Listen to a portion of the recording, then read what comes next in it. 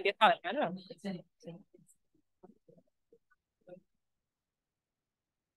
Listo, podés ¿Listo? arrancar.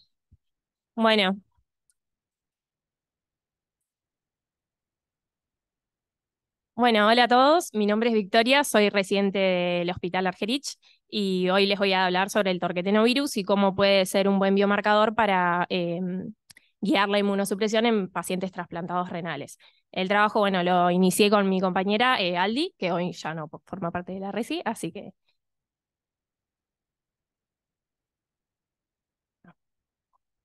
bueno, primero lo que voy a hacer es recordar un poco lo que es la enfermedad renal crónica. Según las guías CADIGO, se define como la presencia de alguna alteración estructural, ya sea que se puede ver a través de un sedimento urinario, imágenes o histología en caso de que se haya hecho una biopsia, que persiste durante 3 meses y que puede ir acompañado o no de un deterioro en lo que es la función renal, ¿sí? O una disminución del filtrado glomerular por debajo de 60 mililitros por minuto, sin otros signos de enfermedad renal. No funciona. Entonces, para clasificar la enfermedad se puede utilizar tanto el filtrado glomerular como la albuminuria. Teniendo en cuenta el filtrado glomerular, esta se puede clasificar en 5 estadios, siendo el 5 obviamente el más severo, y en cuanto a la albuminuria, en 3, siendo el tercero el más severo. Cuando los pacientes alcanzan estos estadios, se hace necesario instaurar terapias sustitutivas, como es el caso de la diálisis, que es un tratamiento que le va a servir al paciente durante un periodo de tiempo no muy largo hasta que en lo posible se trasplante, ¿sí? La diálisis puede ser peritoneal o hemodiálisis y eso lo va a evaluar el paciente en cuanto, teniendo en cuenta ciertos aspectos como el estado de ese paciente e incluso su estilo de vida. Y la realidad es que sigue teniendo una mortalidad que es elevada. Es por eso que lo ideal es que el paciente llegue al trasplante, lo cual le va a mejorar muchísimo la calidad de vida, porque no olvidemos que los pacientes que dializan tienen que concurrir al establecimiento de salud 3 veces por semana para dializar durante 4 horas, o sea que su calidad de vida se ve muy afectada. Entonces, lo ideal es que se trasplante y en comparación la mortalidad respecto de la diálisis no es mucho, no varía. O sea, mejora muchísimo, perdón. Pero bueno, son pacientes que van a requerir de una terapia inmunosupresora a partir de ese momento, que lo que va a tener como objetivo es lograr la tolerancia de ese injerto. Entonces, estos son los números actuales, es de la página del INCUCAI, se actualizan todo el tiempo, constantemente, estos son los de hoy a la mañana. En Argentina actualmente hay 15.961 personas que tienen enfermedad renal crónica, 5.498 están esperando un trasplante de riñón y en lo que va del año se hicieron 1.176 trasplantes de riñón. Es el trasplante más frecuente.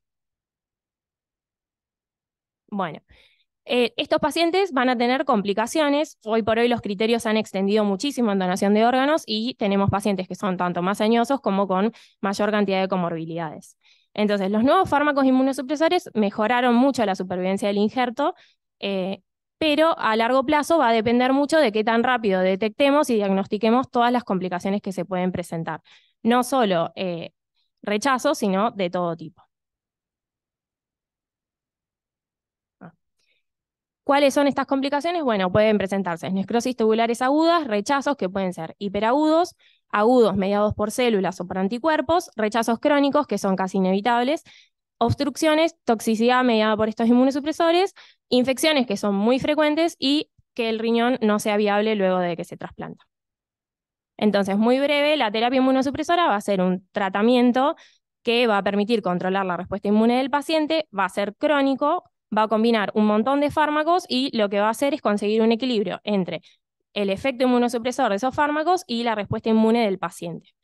Va a constar de una fase de inducción, una fase de mantenimiento y una terapia de rescate si se hace necesario.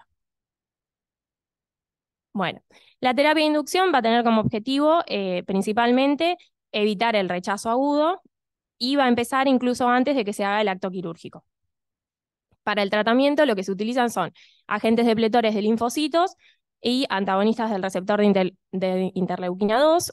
Principalmente los agentes depletores de linfocitos se usan en Argentina, los segundos son bastante más caros y con el primero los pacientes funcionan muy bien. El régimen obviamente no va a ser para todos igual, sino que lo va a evaluar el médico teniendo en cuenta cada combinación de donante-receptor que se le presente.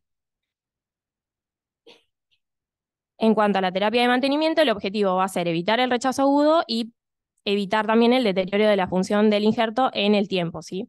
Y como tratamiento acá se combinan muchos fármacos, como son los inhibidores de calcineurina, como el tacrolimus y la ciclosporina A, los agentes antiproliferativos, como micofenolato, azathiopirina y sirolimus, y puede ir acompañado, ¿no?, de corticosteroides. En cuanto al régimen, de nuevo, no está establecido para todos los pacientes igual, lo va a evaluar el médico y en reglas generales, durante los primeros 3 meses se dan dosis mucho más altas y en el tiempo la idea es tratar de disminuirlas.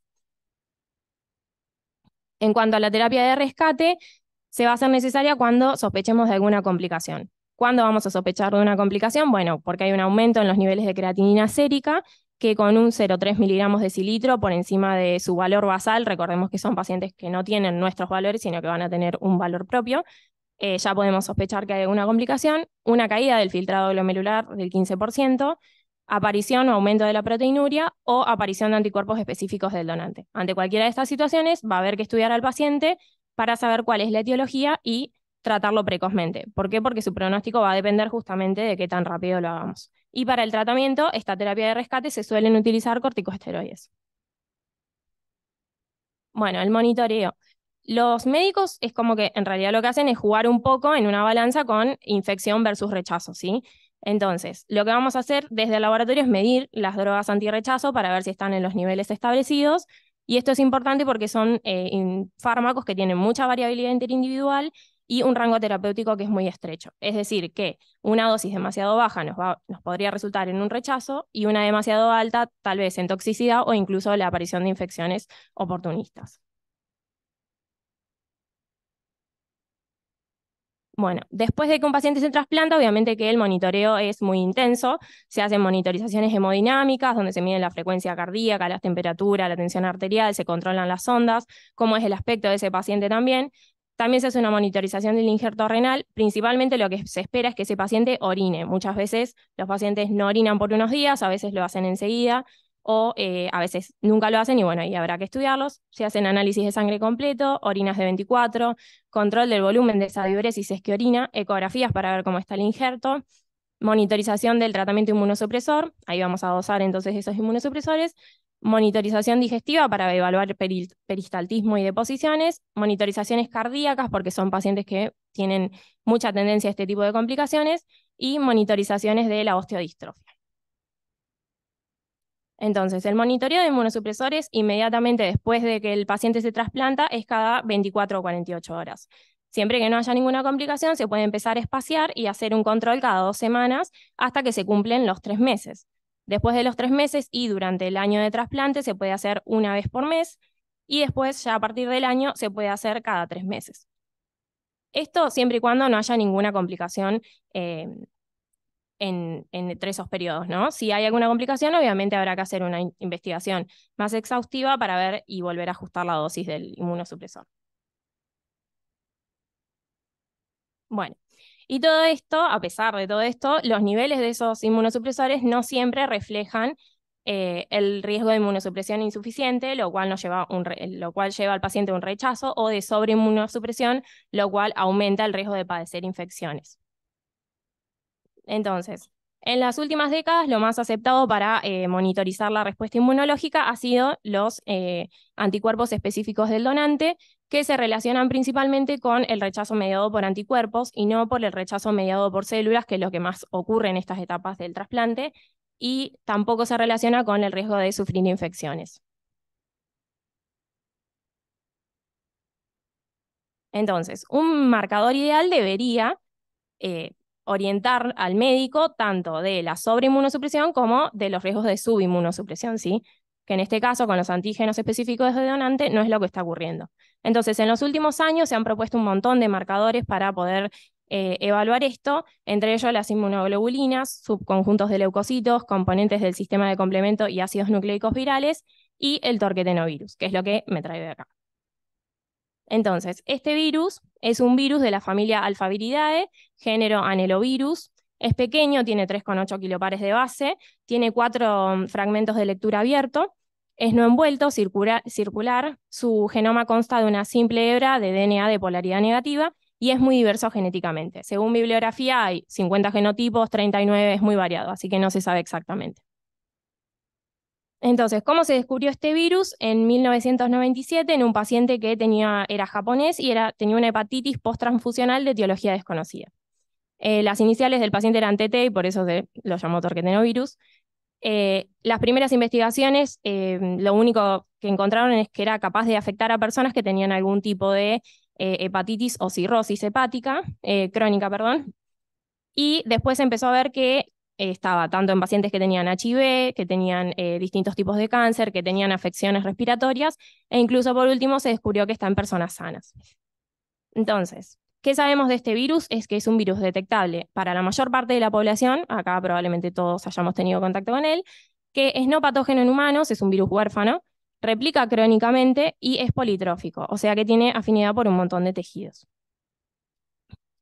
Se transmite a edades tempranas, se cree que antes de los 4 años ya tuvimos contacto. Las coinfecciones con distintos genotipos son frecuentes, como les dije, aún no se saben cuántos genotipos hay. En individuos sanos, esos niveles del torquetenovirus se van a mantener constantes por la función inmune del huésped. Se cree que replica principalmente en los linfocitos T, pero se lo aisló en todos los subconjuntos de linfocitos, perdón. Las rutas de entrada al organismo, los sitios iniciales de amplificación y las consecuencias de su primoinfección todavía no se conocen, son motivo de estudio. Entonces, las vías de transmisión que se comprobaron son fecal oral, respiratoria, leche materna y transfusiones.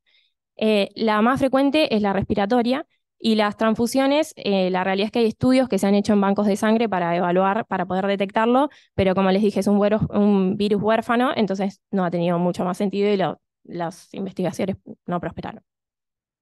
Entonces, teniendo en cuenta que su prevalencia es muy alta, en trasplantados es del 90%, que replica crónicamente y que no causa patología, es un virus huérfano, los niveles entonces de este virus van a reflejar un equilibrio entre esta replicación que es crónica y el estado inmune de la persona, ¿sí? Entonces, es por esto que se lo empezó a pensar como un buen biomarcador de tanto rechazo como infecciones.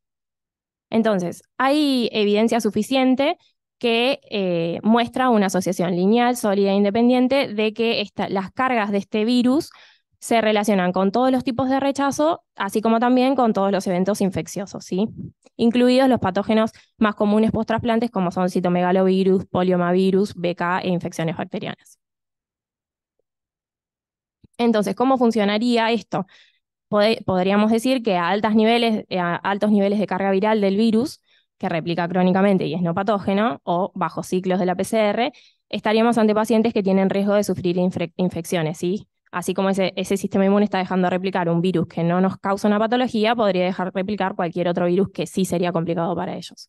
Y a bajos niveles de carga viral o altos ciclos de PCR estaríamos ante pacientes con riesgo de rechazo. Entonces, esto es de un estudio que se hizo donde utilizaron entonces la reactivación del citomegalovirus como marcador de infección y lo que hicieron fue evaluar en el tiempo la carga del torquetenovirus, ¿sí? Y lo que vieron es que aquellos pacientes que todos trasplantados habían tenido reactivación del virus, del citomegalovirus, tenían siempre cargas superiores a aquellos que no lo habían tenido. Entonces, para su detección, no hay pruebas serológicas ni tampoco cultivos celulares bien establecidos. El ADN se va a cuantificar en suero mediante PCR, para lo cual también existen kits comerciales. La región traducida es la que tiene mucha diversidad, así que no se la utiliza. Y para su detección se utiliza más que nada un tramo conservado en la región 5' no traducida. En sujetos sanos, como les dije, la carga va a ser estable porque su sistema inmune es competente. Entonces la carga viral va a estar más o menos, se cree que entre 102 y 108 copias por mililitro de plasma. ¿Cómo se comportan los trasplantados este virus? Bueno, se ve que inmediatamente después de que fue el trasplante, hay un aumento del virus hasta los 3 meses, donde se alcanza un pico máximo, y luego disminuye en el tiempo. Entonces, con todo esto, ¿cuál sería la carga ideal, no? Se cree que existe una carga ideal, ¿no? Que va a estar entre una dosis no tan alta, como que como para que indique pacientes en riesgo de infección, o una carga no tan baja como para que nos implique pacientes en riesgo de rechazo, y lo cual también se relacionaría con una dosis óptima de inmunosupresión. Entonces, este trabajo, hay un montón de trabajos que lo han estudiado. Este trabajo particularmente lo hizo no solo en riñón, sino en pulmón e hígado, y se hizo en Austria. Y ellos lo que vieron es que aquellos pacientes que tenían menos de un logaritmo de 4,6 tenían rechazo del injerto, y aquellos que tenían una carga por encima del logaritmo de 6,6 tenían infecciones. Es decir, que en este caso en particular, su rango se encontraba entre el logaritmo de 4,6 y 6,6.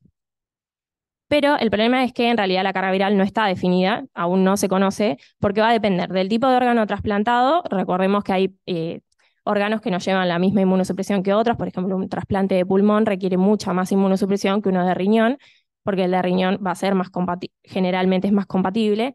El periodo de observación, el virus es muy nuevo y su uso recién se empezó a estudiar, así que los estudios no van más allá de un año o dos de los genotipos del torquetenovirus circulante, porque no sabemos exactamente si todos replican igual o cómo es que lo hacen, eh, en qué cantidad lo hacen, perdón.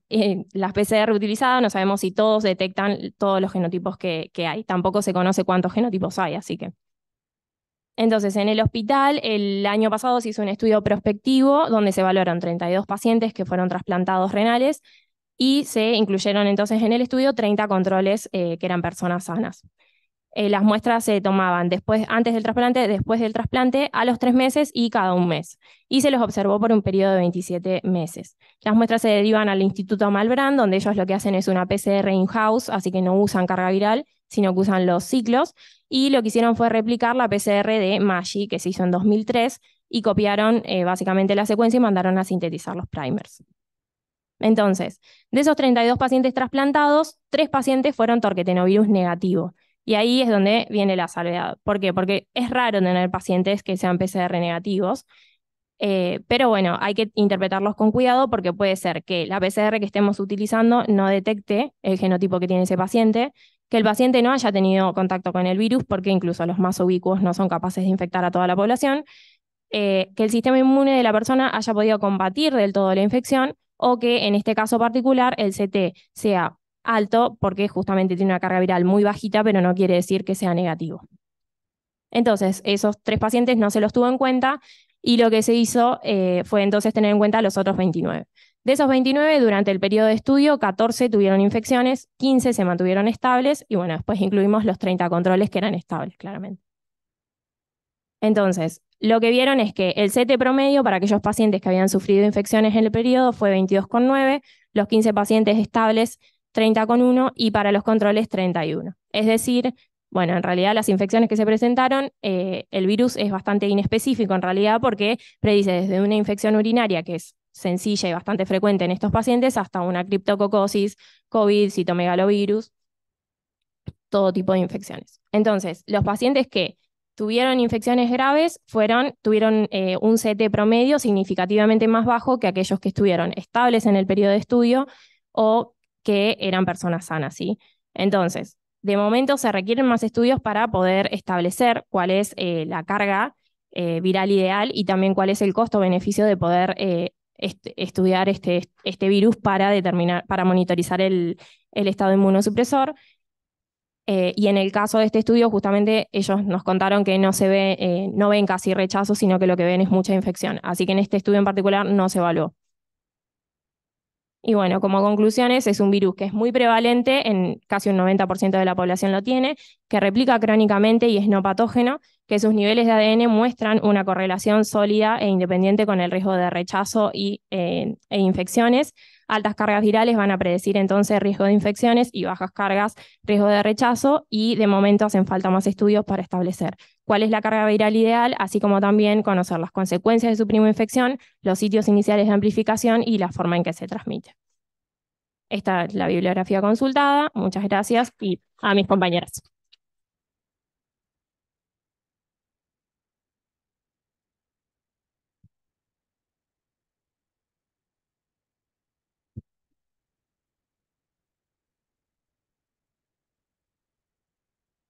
Break.